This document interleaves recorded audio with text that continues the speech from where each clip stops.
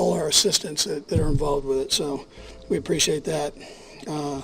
Great to have Christmas, and Merry Christmas to all our fans and part of the organization that couldn't be here. So, and a good way to celebrate it right here in Pittsburgh. So, Mike Tomlin's done a phenomenal job with this football team and overcome a lot of barriers there. And really, the guys are playing tough football, and he's in the playoffs. And so, we know that our work isn't done for sure. We're going to celebrate this, but we're going to get right back on it. We've got a good Denver team that we're going up to play, and we've got the playoffs coming up. So we've got to make sure we stay sharp throughout here.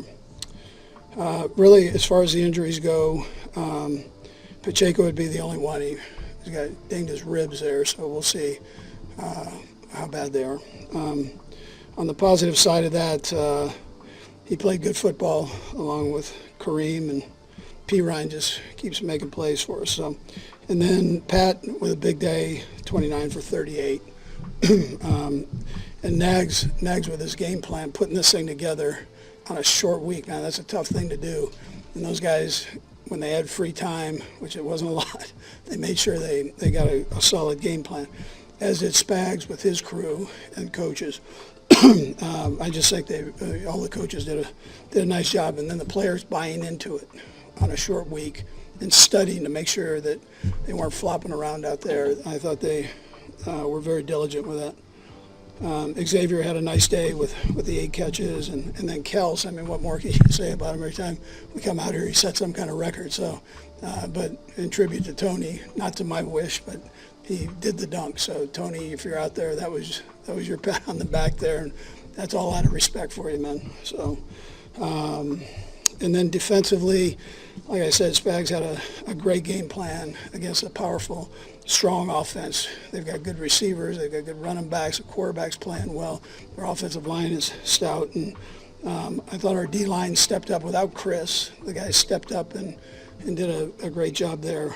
Two turnovers, interception, with forced fumble by 22. I mean, and then Reid with the interception.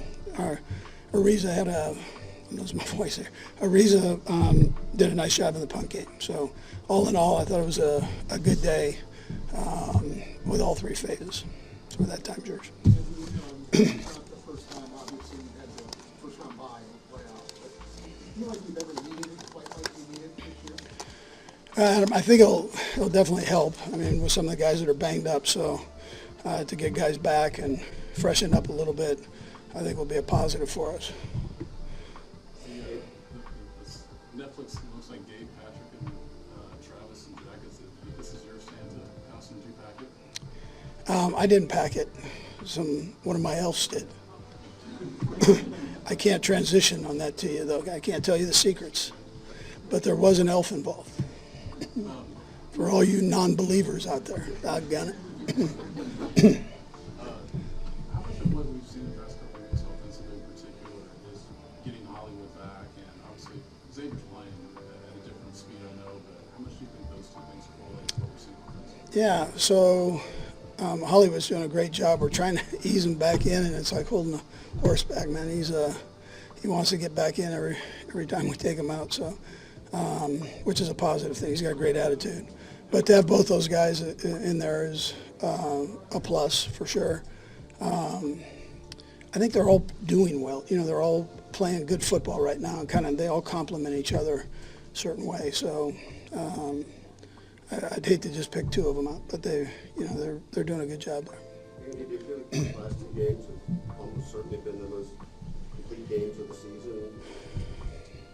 Yeah, I'd tell you I'd probably say yes, where all 3 phases were rolling. And the important thing is that we continue that, and that we keep getting better and not flatten off, not go backwards, but keep climbing on that. That's the second part. Yeah, I mean, what's the challenge?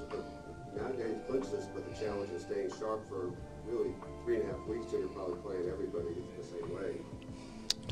Yeah, I don't know. I'll worry about that after this. I haven't gone there yet. Not sure exactly how I'm going to go about that, but we'll come up with a good plan for them. Okay, thanks, Coach. Let me just say, happy Eve of Hanukkah, too, for all our Jewish friends out there. All right, thanks. Prior to today's game between the Kansas City Chiefs and Pittsburgh Steelers, only 14 men had ever caught 1,000 passes in their career. That number has now gone up to 15. Heading into the game, Kelce had 996 career receptions and needed just 4 to enter the rare group of players with 1,000. Well, quarterback Patrick Mahomes made sure to feed his star tight end, and by the end of the third quarter, Kelce needed just one more to reach the mark.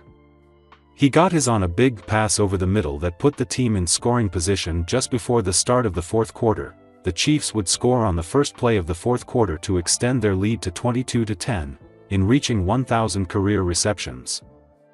Kelce becomes just the third tight end in history to reach the milestone. Only Tony Gonzalez, 1,325, and Jason Witten, 1,228, have more at the position. In the fourth quarter, Kelce passed Heyward for the 14th most in NFL history with a touchdown catch.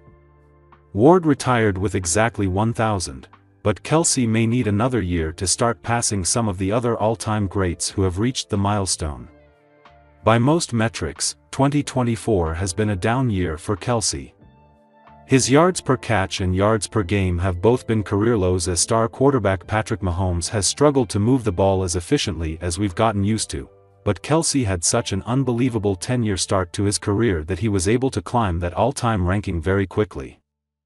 He has enjoyed 9 straight seasons of at least 80 receptions and 7 straight seasons with at least 90 catches.